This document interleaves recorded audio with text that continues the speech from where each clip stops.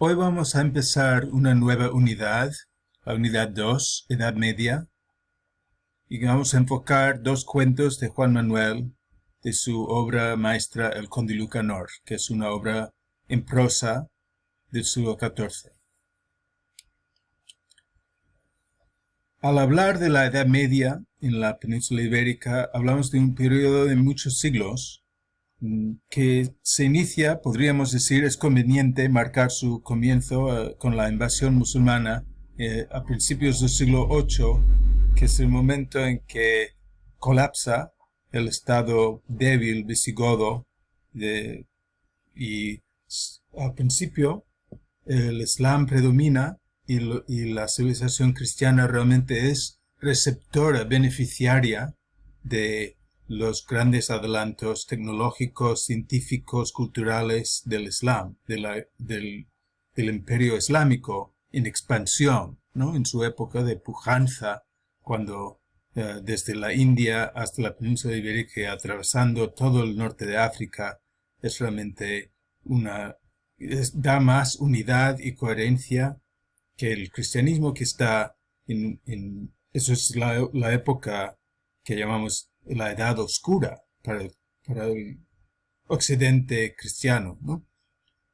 Pero a partir del siglo XI se establece en el norte, en el noroeste de la península, aquí en el Reino de León, un lugar de peregrinaje que es la ruta de Santiago de Compostela. Y el peregrinaje a Santiago, que fue un discípulo de Cristo, y entonces empieza a reunirse, a crear más unidad en los reinos fragmentados del cristianismo en el norte de la península, y allí entra la influencia francesa. Se establecen monasterios en el norte y como eje central la ruta de Santiago, España, o lo que hoy llamamos España, ¿verdad?, vuelve a integrarse un poco en Europa.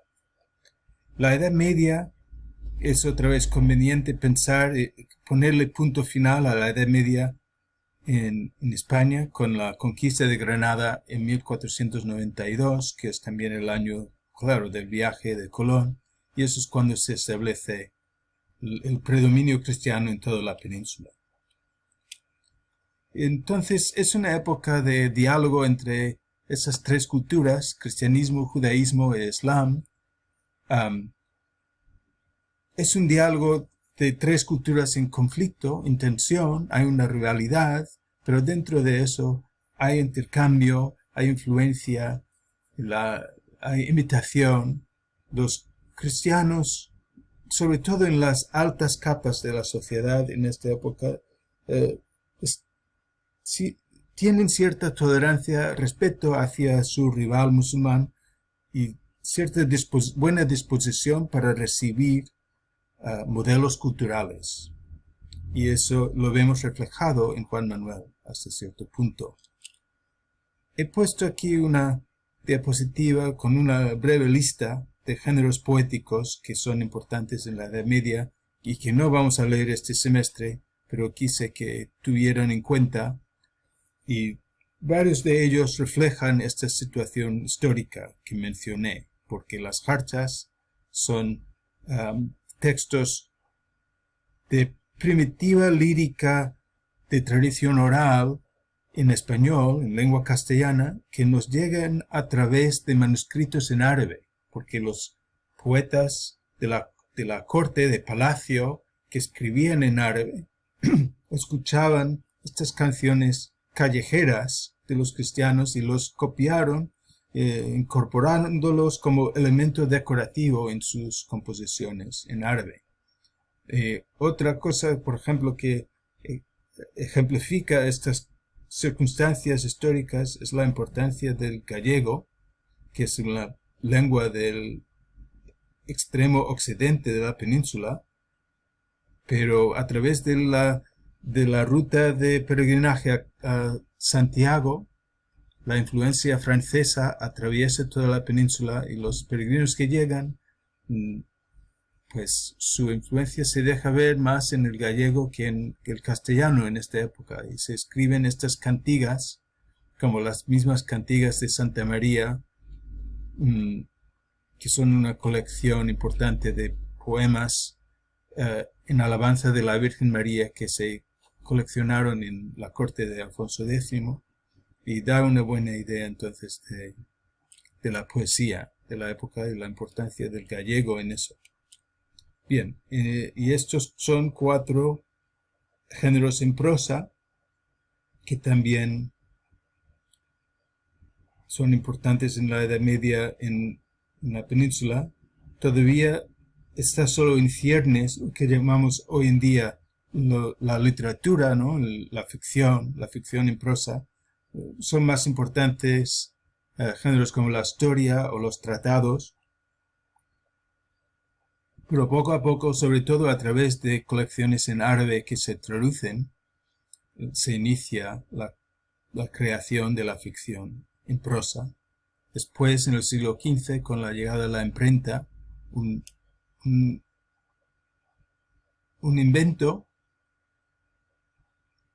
muy importante, un avance tecnológico que da lugar con el paso del tiempo al Renacimiento, a la transición de lo que llamamos Edad Media al Renacimiento, una nueva época de más dinámico, ¿verdad?, de crecimiento urbano, de movilidad de clases, una transformación de la sociedad de arriba abajo.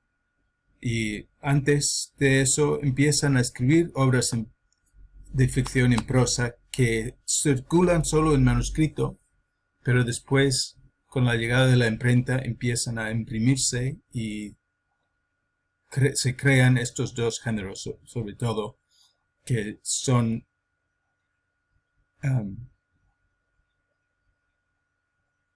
que están en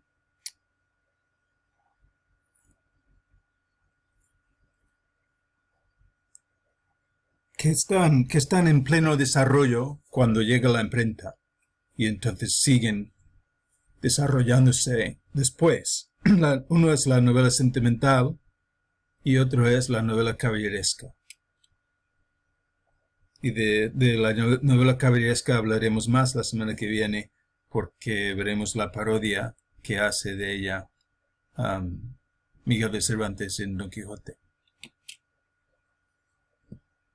Bien, ahora hablaremos un poco de Juan Manuel, que es el escritor que nos ocupa esta semana. Es miembro de la alta aristocracia castellana, sobrino del rey sabio Alfonso X.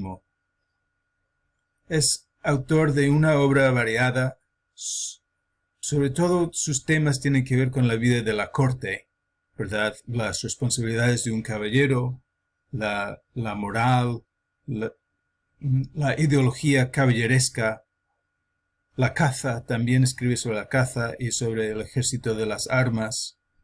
Y también es importante tener en cuenta que él es el primer autor autoconsciente de serlo en lengua española, y corrige sus manuscritos y los deja en depósito en el monasterio de Peñafiel, porque quiere, ¿verdad?, preservar para la posteridad esta obra que le ha costado esfuerzo y que tiene esa entonces conciencia de ser un autor, de haber escrito varias obras y de la dignidad y la importancia de estas obras y de querer conservarlas.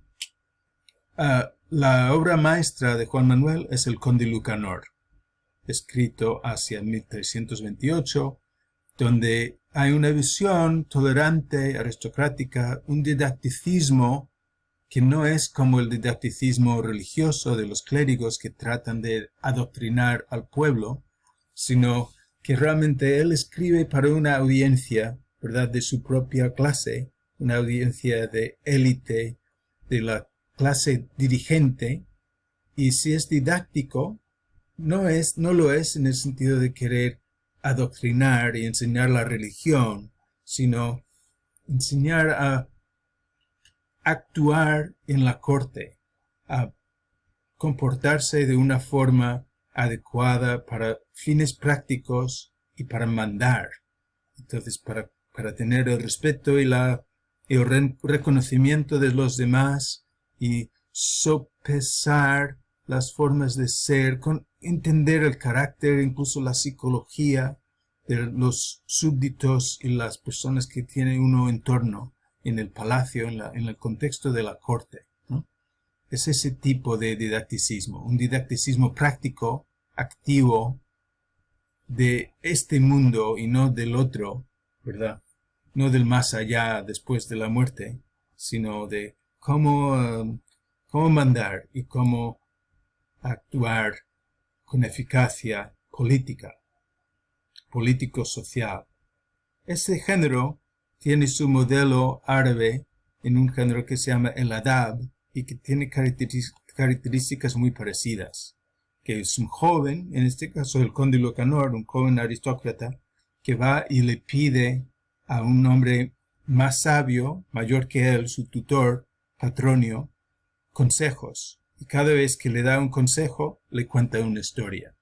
Y la colección son 50 historias que Patronio le cuenta al conde Lucanor para darle instrucción, para darle consejos. Y aquí entonces en el mismo género y también en varios de los cuentos se evidencia la presencia de la cultura hispano-árabe en la cristiana, sobre todo en este nivel, ¿verdad? En este plano. Porque un clérigo, insisto otra vez, un clérigo como Gonzalo de Berceo, por ejemplo, que escribe obras didácticas para enseñar el cristianismo al pueblo, no se podría permitir el lujo que Juan Manuel exhibe, ¿verdad?, de respetar y admirar y tomar lo bueno de la cultura árabe sin sentir el recelo o la necesidad de rechazarlo desde un punto de vista religioso intolerante, como podría ser la actitud de, por ejemplo, Gonzalo de Berceo, que es típico en ese sentido de los clérigos de la época, que son más dogmáticos y menos tolerantes, menos dispuestos a dejarse influir por la cultura de la fe rival del Islam.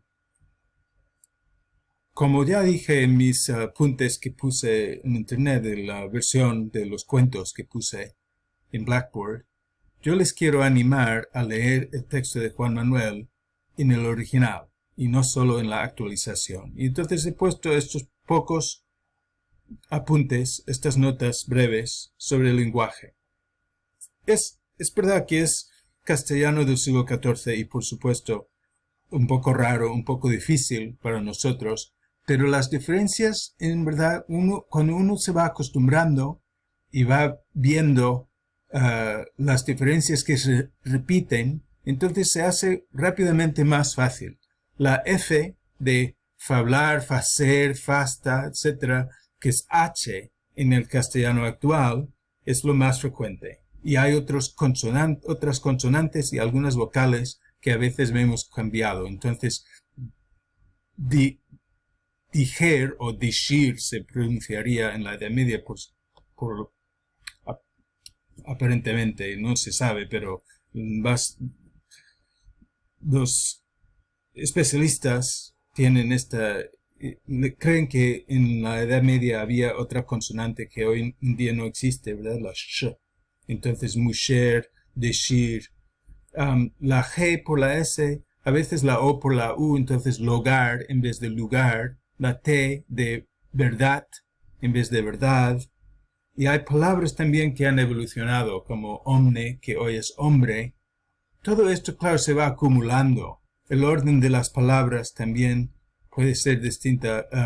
Recibiólo muy bien, hoy sería lo recibió bien.